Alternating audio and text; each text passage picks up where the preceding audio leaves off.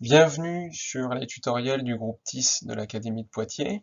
Dans cette seconde vidéo, nous allons voir comment préparer le logiciel de chronométrie RaceResult pour le paramétrer et pour préparer le fichier des coureurs que nous allons pouvoir importer. Donc on va avoir une partie sur le paramétrage rapide de ce logiciel et une seconde sur la modification de l'import d'un fichier de coureur, la modification et de manière à ce que le logiciel soit opérationnel pour les courses. Nous allons lancer le logiciel RaceResult, qui est un logiciel qui se trouve en téléchargement sur leur site, qui est gratuit à partir du moment où il fonctionne en local, c'est-à-dire sans connexion Internet et sans les services associés.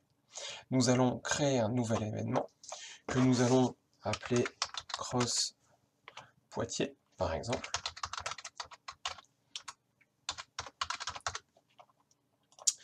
Et que nous allons enregistrer sur le bureau.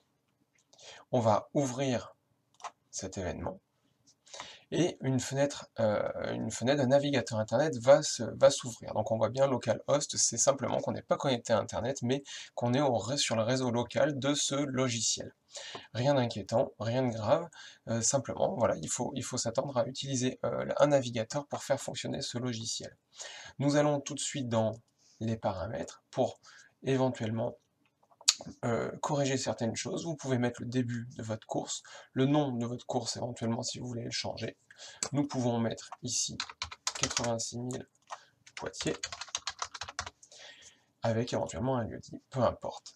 Nous allons tout de suite sur les épreuves. Les épreuves, du coup, on a pour l'instant deux épreuves paramétrées par défaut, que nous allons renommer en cross 6e garçon. Nous allons les faire courir 2000 mètres. Et ensuite, passer sur l'épreuve 2, cross 6e fille. Et nous allons les faire courir 1700 mètres. Ok. Ensuite, après, ce que je vous conseille, c'est de copier cette épreuve-là, de manière à pouvoir réaliser par exemple la course de 5e fille avec une distance de 1900 mètres, et de copier ensuite cette épreuve pour faire les garçons à 2200 mètres par exemple. Une fois que les 4 épreuves sont réalisées, sont créées avec les bonnes distances, nous allons devoir modifier quelques paramètres sur la gestion des arrivées et des départs. Pour cela, on va dans les paramètres avancés et sur l'onglet intermédiaire. On voit que pour les 6e filles, 6e garçons, les départs et les arrivées sont fixés, mais par contre, pas pour les 5e. Donc on va simplement aller se mettre sur nos deux épreuves que nous avons créées tout à l'heure, et on va copier les paramètres depuis une épreuve qui est, elle, correcte. Donc on va les paramétrer à partir de la course 6e fille, par exemple. On fait de la même manière pour les 6e garçons, et de cette manière-là, les départs et les arrivées seront corrects, et les temps pourront être enregistrés. Si l'on veut faire des classements par club, ou par classe plutôt, hein, pour nous comme on est en scolaire, je vous conseille moi simplement de changer le nombre max de concurrents pour passer par exemple à 5 ou 6 élèves pour constituer une équipe. Et je ne touche à rien d'autre concernant les filles, mais en effet vous voyez bien que là on peut avoir un nombre minimal de filles pour faire progresser, pour faire participer plus de monde dans ce challenge et que ce soit un challenge mixte. Passons à l'importation des concurrents. Nous allons devoir importer, vous voyez ici, un fichier Excel. Ce fichier, on va l'importer du logiciel Crosscall qui nous a permis de réaliser les dossards. Avant cela, on va télécharger l'exemple de tableau Excel qui va nous donner les colonnes à remplir. Donc, on voit que ces colonnes-là à remplir, hop, sont bien spécifiés, dossard, nom de famille, prénom, et il faudra absolument mettre nos données dans les bonnes colonnes pour que nos données aille dans les bons champs et que l'application puisse fonctionner. Pour l'instant, passons à Crosscall, le logiciel que nous avons utilisé pour réaliser nos dossards. Allons importer en fichier Excel cette liste d'élèves. Nous cliquons sur Exporter en fichier Excel. Nous allons la mettre sur le bureau et nous allons l'appeler Explore liste coureur. OK. On va ouvrir ce fichier. Et nous allons garder uniquement les dossards, les noms, prénoms, sexe, année de naissance et classe. Le reste, nous pouvons l'enlever. Donc, on enlève, on supprime pas la colonne, mais on supprime le contenu.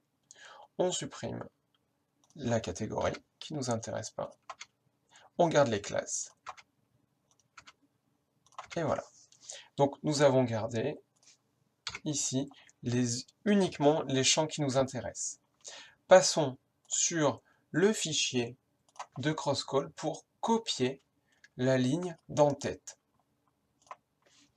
que nous allons coller dans la cellule A1. Je colle et je vais devoir faire glisser mes noms, prénoms dans les bonnes cases. Je les sélectionne toutes.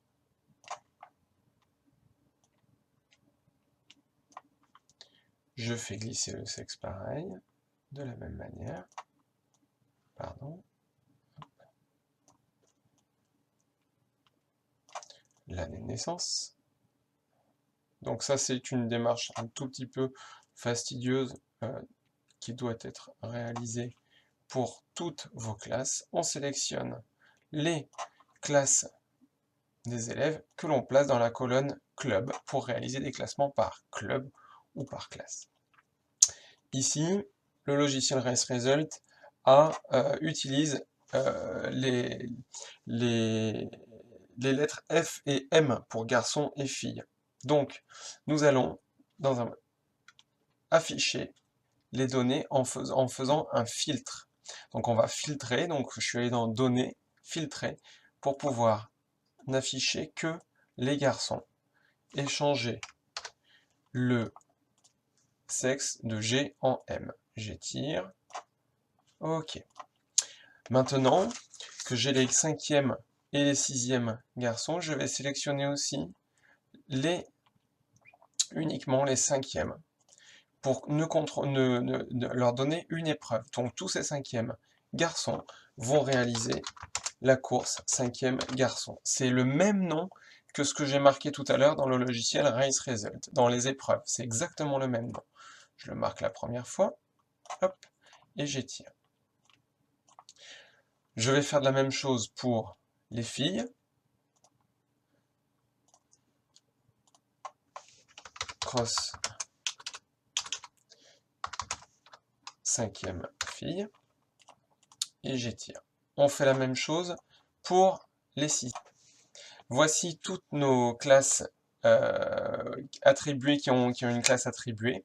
Nous pouvons donc sauvegarder le document, revenir dans RaceResult pour importer nos coureurs. J'importe le fichier 47 concurrents importés. Nous voici avec tous les concurrents importés. Avant de passer au chronométrage de la course, nous allons réaliser une petite modification des fenêtres d'édition, c'est-à-dire des affiches sur lesquelles nous voudrons que la vitesse soit affichée.